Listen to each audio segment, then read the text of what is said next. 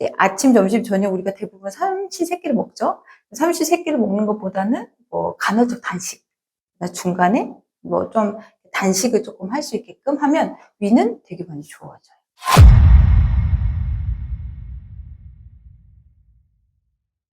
자, 이렇게 보시면 이렇게 위에는 이렇게 점막이 이렇게 생겼어요. 꼭 빗살 무늬처럼 이렇게 되어 있거든요. 근데 이게 정상적이에요.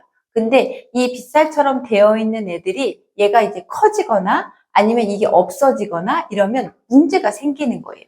그래서 우리가 알고 있는 위염, 이렇게 생기는 사람들이 여기에 이 안쪽 벽에 문제가 생겨서 위염이라는 것들이 나오거든요. 근데 위는 아까 이제 염산이라든지 위를 보호할 수 있는 뮤신이라든지 이런 애들을 분비해서 음식물을 어떻게 해요? 잘게 이렇게 부셔주는 역할을 한다라고 하는데, 우리가 위는 그런 역할을 하지만 장은 아까 뭐라고 했어요? 흡수한다고 했죠. 영양소를 흡수하든 물을 흡수하든 흡수하는 역할을 하는데, 얘 위가 이렇게 장처럼 변한 거예요.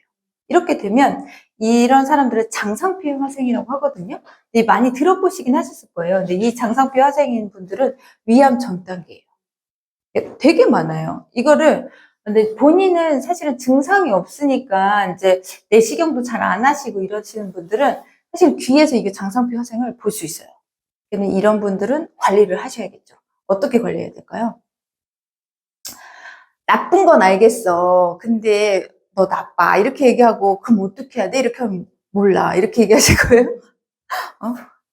이렇게 되시는 분들은 첫 번째로 위를 쉬어주게 해야 돼요. 쉬어주게. 왜냐면 우리가 몸이 아프면 어때요? 몸살이 나고 이러면 어때요?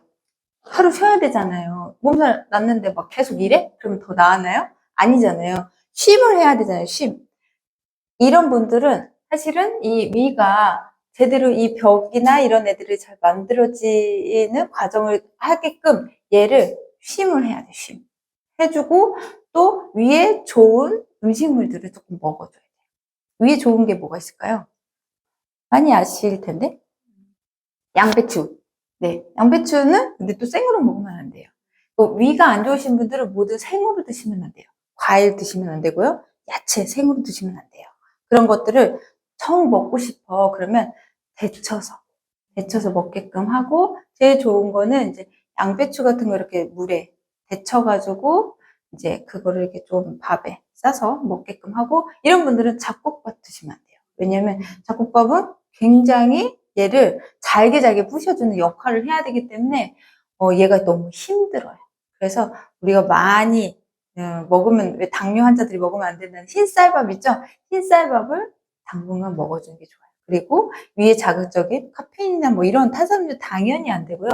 파, 양파 뭐 이런 그런 것들 있죠. 우리가 쓰는 향신료 같은 것들도 먹으면 안 돼요. 위가 굉장히 자극적이어서 그렇다. 그리고 만약에 밥을 먹어야 돼. 그러면 이제 아침, 점심, 저녁 우리가 대부분 삼시세끼를 먹죠.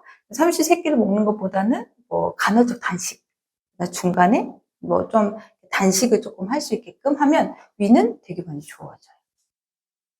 그렇다라고 보시면 됩니다. 자, 이분. 여기가 윗자리입니다. 이렇게 쭉 내려오는 여기가 위거든요. 그리고 여기 식도이고 이쪽이 이제 12지장. 이만큼이 소장, 이만큼이 대장이거든요. 근데 여기가 이제 뽀글뽀글 코피지 마냥 하얗게 이렇게 되어 있죠. 이런 분들이 장상피화생입니다.